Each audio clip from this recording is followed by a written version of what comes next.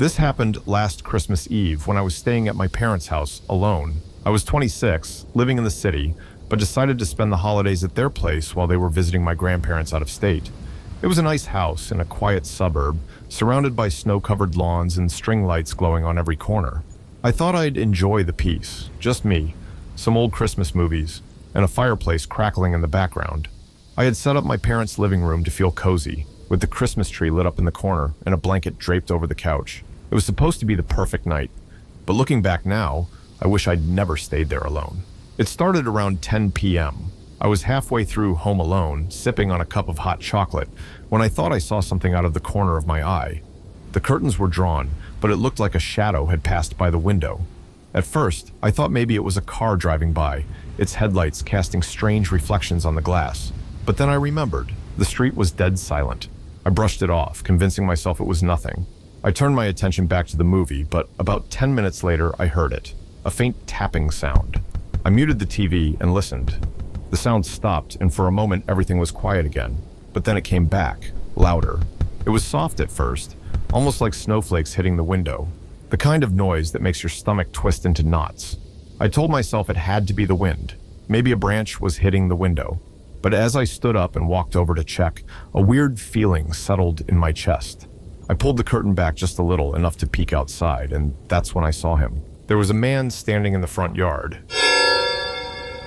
He was wearing dark clothes, his face partially obscured by the shadows. At first, I thought maybe he was just a neighbor or someone lost, but something about the way he stood there, so still, gave me chills. "Can I help you?" I called out through the glass, trying to sound confident, even though my voice shook. The man didn't move. He just stood there, staring at the window. I backed away and grabbed my phone, debating whether to call the police, but by the time I looked back, he was gone.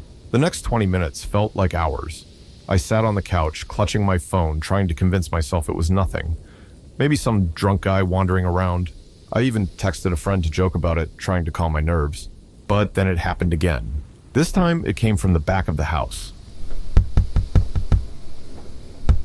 My stomach dropped. I knew there was no way this could be random. I got up and moved quietly toward the kitchen, where the back door had a small window. My hands were shaking as I reached out to lift the curtain. And there he was. He was closer this time, standing right outside the door. His face was pale, his eyes sunken. He didn't say anything, just stared at me through the glass. I yelled, "I'm calling the police."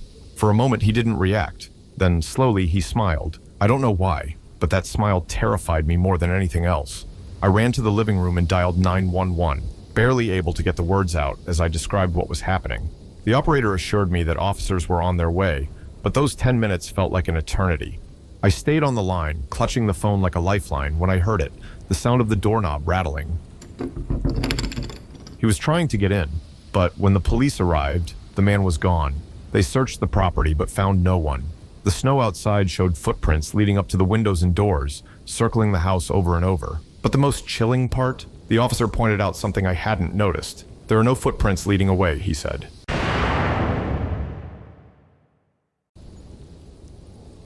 Last Christmas Eve was supposed to be perfect.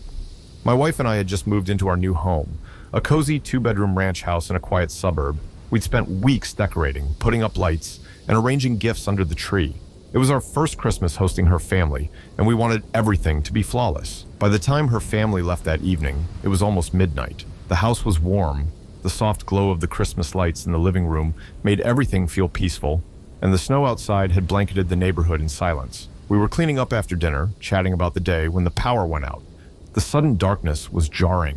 I remember standing in the kitchen, frozen for a second, waiting for my eyes to adjust. My wife lit a candle while I grabbed my phone and turned on the flashlight. "Probably the snow," I said, trying to sound calm. "Power lines must have gone down." We weren't too worried. Power outages happened occasionally in this area. But then, as I walked toward the living room, I noticed something strange. The Christmas lights on the tree, they were still on. It didn't make sense. The power was out. So how were the lights still glowing? My wife came up behind me, and I could tell by her expression that she'd noticed it too. "Maybe they're battery-powered," she suggested. "They're not," I said. "I plugged them into the wall this morning." We stood there, staring at the tree in silence, the soft hum of the lights, suddenly feeling oppressive. I moved closer to inspect them, thinking maybe I'd made a mistake. But as I bent down to check the outlet, I felt it, a rush of cold air. It was coming from the back of the house. I turned to my wife. "Did you leave the back door open?" "No," she said, her voice trembling. "I haven't even been back there." We both knew what that meant. I told her to stay put while I went to check it out. My heart was racing as I walked toward the kitchen, the flashlight beam trembling slightly in my hand. As I turned the corner, I saw it. The back door was wide open, snow blowing in and melting on the tile floor. My first thought was that someone had broken in, but nothing seemed out of place. The kitchen counters were untouched and the cabinets were still closed. I stepped outside, shining the flashlight across the yard, but there was nothing, just snow-covered ground and the faint outline of the fence in the distance. I was about to head back inside when I noticed something on the porch, boot prints. They were fresh, leading up to the door, but there weren't any leading away. I quickly locked the door and went back to the living room, trying not to alarm my wife. "I think someone was out there," I said quietly. Her face went pale. "What do you mean, was?" I didn't answer. Instead, I grabbed my phone and dialed 911, explaining the situation to the operator. She told me to stay on the line while officers were dispatched to our house. But as I was talking, something caught my eye. The gifts under the tree. They weren't in the same place as we'd left them. One of the boxes had been opened, the paper torn and scattered on the floor. I knelt down to inspect it, and my stomach dropped. It wasn't one of our gifts. Inside the box was an old rusted wrench and a bundle of frayed wires. "What the hell is this?" I muttered, holding it up. My wife stared at me, confused and terrified. Suddenly, we heard it, a soft creak coming from the hallway. We both turned toward the sound. My wife grabbed my arm, her nails digging into my skin. "Someone's still here," she whispered. I grabbed a kitchen knife and moved toward the hallway, my flashlight cutting through the darkness.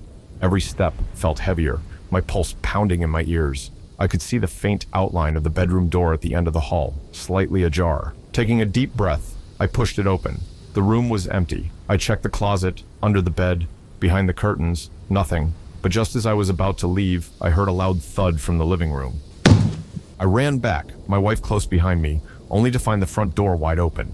The police arrived minutes later, but whoever had been there was gone. The officers checked the property and found no signs of forced entry. They said it was probably just a prank, or someone looking for an easy target, but we knew better. The wrench, the wires, the open gift, none of it made sense. To this day, I can't explain what happened or how the lights stayed on during the outage. But one thing's for sure, we never felt safe in that house again.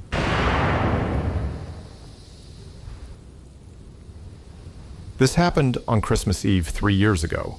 My girlfriend, Emily, and I were driving back from her family's holiday dinner. It was one of those gatherings that ran late, with too much food, wine, and stories that no one wanted to end. By the time we hit the road, it was close to midnight, and snow had started to fall heavily.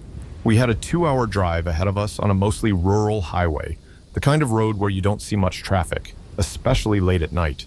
The snow was coming down hard, making the drive slower and more tense than usual. The world outside the car felt eerie, dark, quiet, and completely empty. About 30 minutes into the drive, we saw something up ahead. At first, I thought it was just a deer crossing the road, but as we got closer, I realized it was a person. It was a man, standing on the shoulder of the road, waving his arms. He was bundled up in a heavy coat and scarf, his face barely visible in the dim glow of our headlights. "Should we stop?" Emily asked, her voice hesitant. I slowed the car, debating what to do. The conditions were terrible, and I couldn't imagine leaving someone stranded out here in this weather. But at the same time, something about the situation felt off. Reluctantly, I pulled over and rolled down the window just enough to speak. "Hey, are you okay?" I called out. The man stepped closer, his boots crunching in the snow. "My car broke down a few miles back," he said. His voice was calm, but there was a strange intensity to it that made me uneasy. "I've been walking for hours. Can you give me a ride?" Emily and I exchanged a glance. I didn't want to leave him out there, but inviting a stranger into the car felt risky. Still, the snow was falling harder by the second, and the guilt of leaving him to freeze got the better of me. "Hop in," I said, unlocking the back door. The man climbed in, shaking the snow off his coat. "Thank you," he said. "I don't know what I would have done if you hadn't stopped." We introduced ourselves, and he told us his name was Peter. He seemed polite, even grateful, but something about him made me uncomfortable. He didn't ask where we were going, and he wasn't carrying a phone or bag. Nothing you'd expect someone to have if they'd been stranded for hours. As we drove, Peter sat in silence, staring out the window. The quiet was oppressive, broken only by the sound of the windshield wipers and the faint hum of the car heater. Then out of nowhere, he spoke. "You should slow down," he said, his tone flat. I glanced at him in the rearview mirror. "What?" "There's a sharp curve up ahead," he said. "If you're going too fast, you'll crash." I frowned. I'd driven this road before, and I didn't remember any sharp curves. Still, I eased off the gas just in case. A few seconds later, we rounded a bend, and there it was. A patch of black ice stretched across the road. If I hadn't slowed down, we would have slid straight into the ditch. "Thanks," I said, shaken. "How did you know that was there?" Peter didn't answer. He just stared out the window, his expression unreadable. The rest of the drive felt surreal. Emily and I kept stealing glances at each other, trying to make sense of the situation. Peter didn't say another word, and the atmosphere in the car grew heavier with every mile. Finally, we reached a gas station near the outskirts of town. I pulled in, thinking this would be a good place to let him out. "This is as far as we're going," I said, turning to face him, but the back seat was empty. I stared at the seat, my mind racing. Emily turned around, her eyes wide with disbelief. "Where did he go?" she whispered. I got out of the car, shining my phone's flashlight around the parking lot. There were no footprints in the snow, nothing to indicate that anyone had gotten out. To this day, I can't explain what happened. Did we imagine him? Was it the stress of the drive, the snow playing the tricks on our minds, or was there something else at play? All I know is that when we got home, I looked up the stretch of road where we'd picked him up. 10 years earlier, on Christmas Eve, there had been a fatal car crash on that exact spot. A man had lost control of his car on the black ice and died instantly. My heart stopped when I noticed that the name of the man was Peter.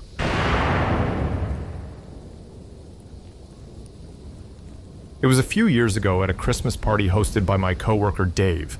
It wasn't a huge gathering, just the office crew, some plus ones, and a handful of Dave's friends. His house was modest but welcoming, with decorations on every wall and a big tree in the corner. The atmosphere was lively, with laughter and music filling the rooms. I didn't know everyone there, but that's normal for parties. People bring guests, and you don't always get introductions. I was mingling in the kitchen, chatting with coworkers, when I noticed him. He was tall, wearing a dark coat and standing near the staircase. At first, I didn't think much of it, probably someone's plus one who wasn't in the mood to socialize, but something about him stuck out. Unlike everyone else, he wasn't drinking or talking. He was just observing. I kept an eye on him throughout the night. He never stayed in one spot for long. First, he was near the staircase. Then, I saw him by the patio door. Later, he was standing near the fireplace, blending into the background, but always watching. "Who's the guy in the coat?" I asked Dave when we crossed paths.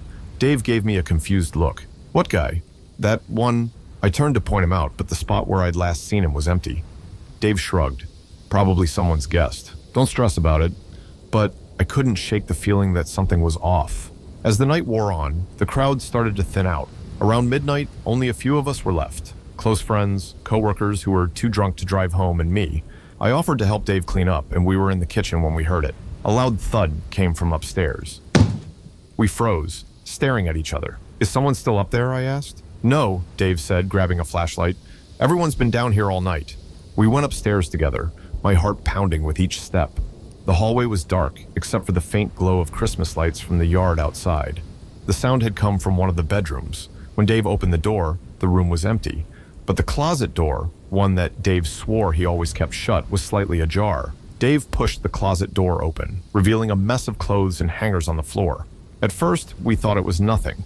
Maybe someone had gone in by mistake, looking for the bathroom, but then Dave spotted it, a wet footprint on the carpet, leading from the closet toward the window. We both turned to the window at the same time.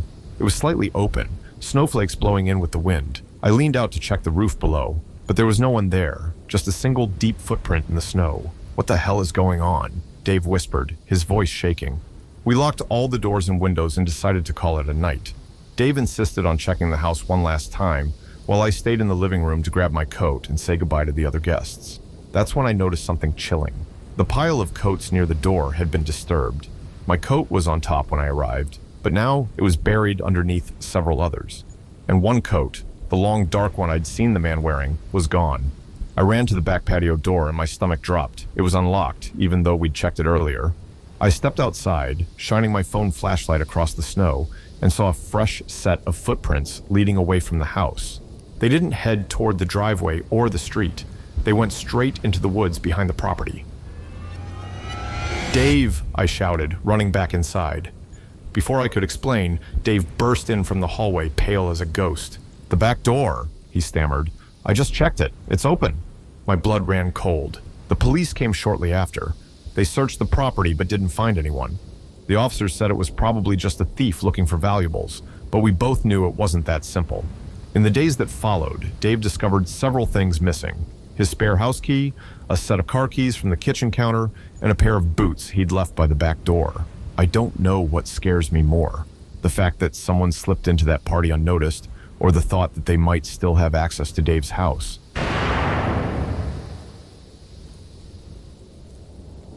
It was a few years ago, just before Christmas, and the mall was in full holiday chaos. My wife and I had brought our 4-year-old son, Noah, to do some last-minute shopping. It was noisy, packed with people rushing from store to store, and the air was filled with the faint scent of cinnamon and roasted nuts. Noah was excited. It was his first time seeing the giant toy train display at the center of the mall, and he wouldn't stop talking about it. "Daddy, can we go see the train now?" he asked, tugging at my hand. "Soon," I said. "Let's finish picking out Mom's gift first." Noah groaned, but stayed by my side as we stopped at a kiosk to look at bracelets. My wife nudged me. "You should take him," she said. "He's been talking about that train all week." I nodded, taking Noah's hand. "Come on, buddy, let's go." The train display wasn't far, just a few stores down. It was massive, surrounded by kids pressing against the glass to watch it loop through tunnels and over bridges.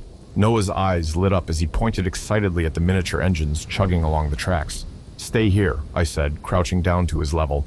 "I'm going to take a picture, okay?" He nodded, transfixed by the trains. I pulled out my phone and snapped a quick photo. It couldn't have been more than 5 seconds, but when I looked up, Noah was gone. I spun around, scanning the crowd. "Noah?" I called, my voice sharp with panic. He wasn't there. I pushed through the crowd, checking every corner of the display, my heart pounding. "Noah!" I shouted, louder this time. People were starting to notice.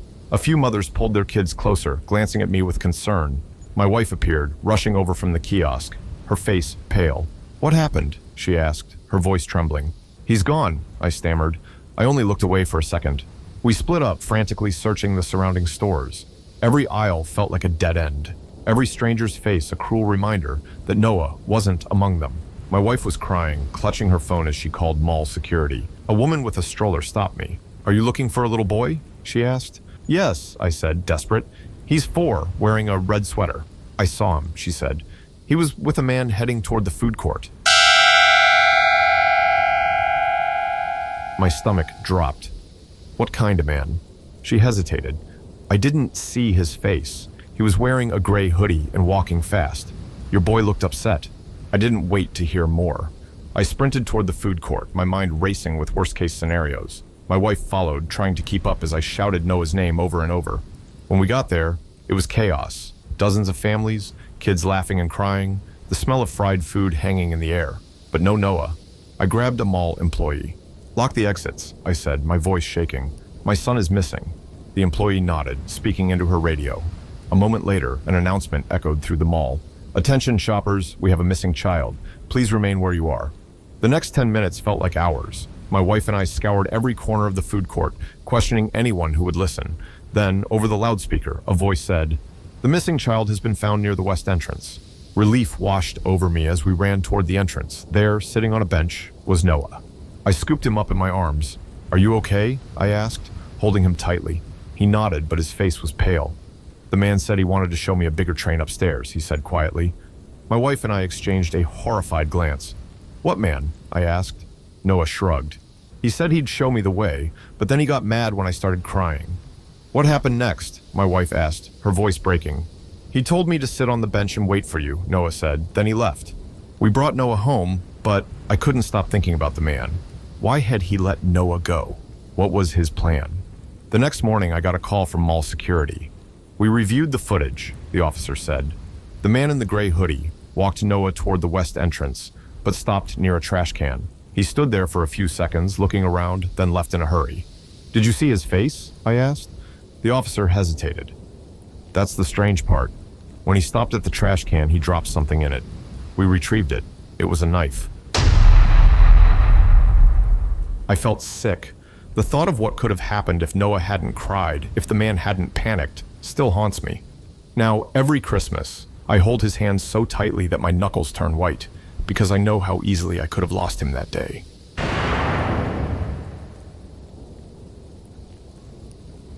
It was December the 22nd, one of the busiest nights of the year for deliveries.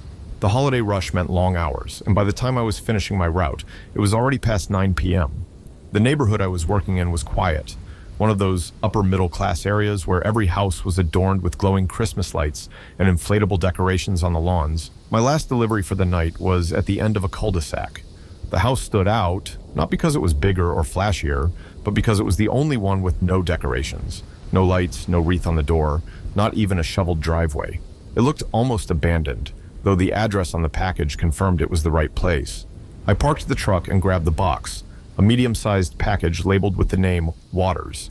As I walked toward the house, the stillness of the street started to get to me. It wasn't just quiet, it was silent. No wind, no cars passing by. Not even the crunch of snow under my boots felt loud enough to break the stillness. When I reached the porch, I rang the doorbell, even though it wasn't required. Most of the time, people didn't answer, but I thought it was polite to give them the option. The bell didn't ring. I frowned, noticing the small speaker next to the door had been smashed. The glass panel near the top of the door was fogged up, but I could tell the lights inside were off. I knocked, waited a few seconds, then set the package down by the door and turned to leave. That's when I saw it. A shadow moved across the upstairs window. I stopped mid-step, staring up at the house. The window was dark, but I was sure I'd seen something. A figure passing by. "Hello?" I called out, feeling stupid, even as the word left my mouth. No response.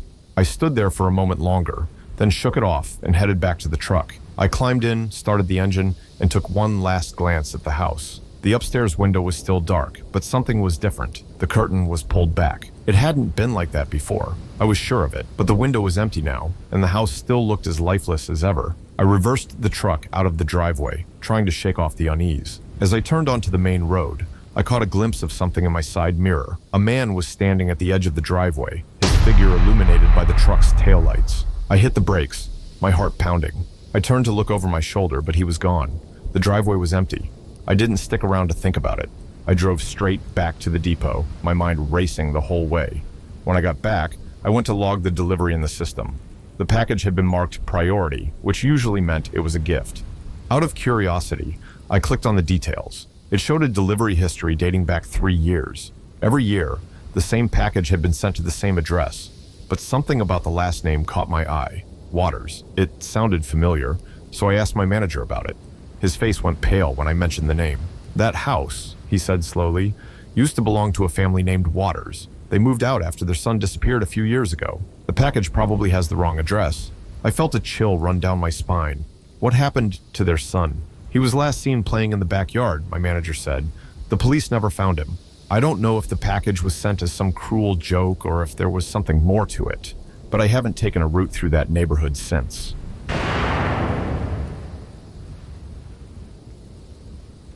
Last Christmas, my wife and I decided to go all out with the decorations. It was our first holiday in the new house, and we wanted it to feel special.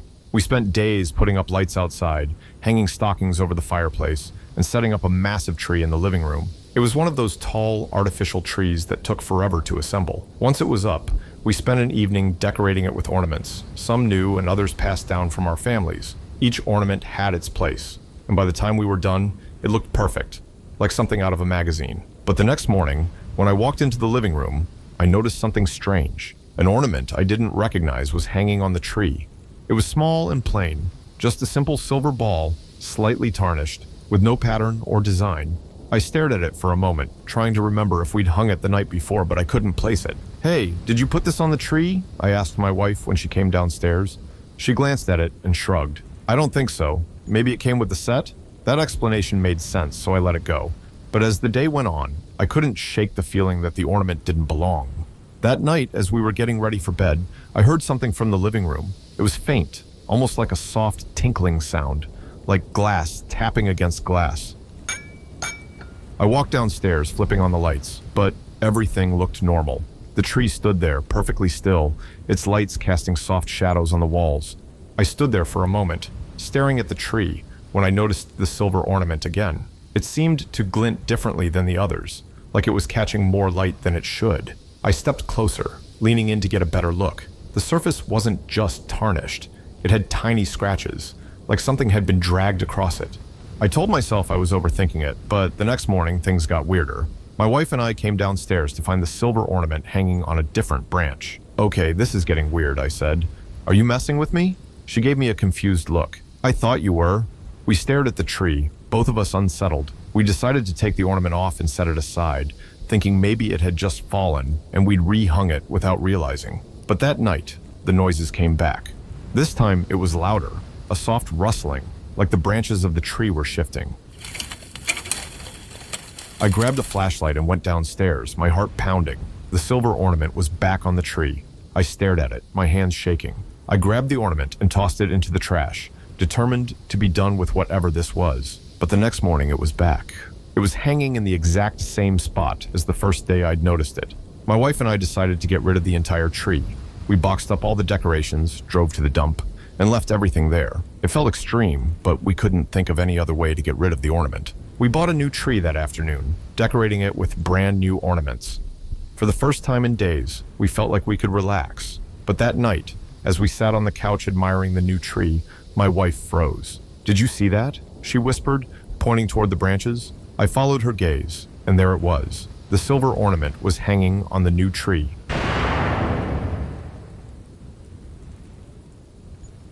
It was Christmas Eve, and I'd just finished dinner with my parents at their house near Lake Crescent. The lake had always been the centerpiece of the town, especially in winter, when the snow transformed it into something out of a postcard.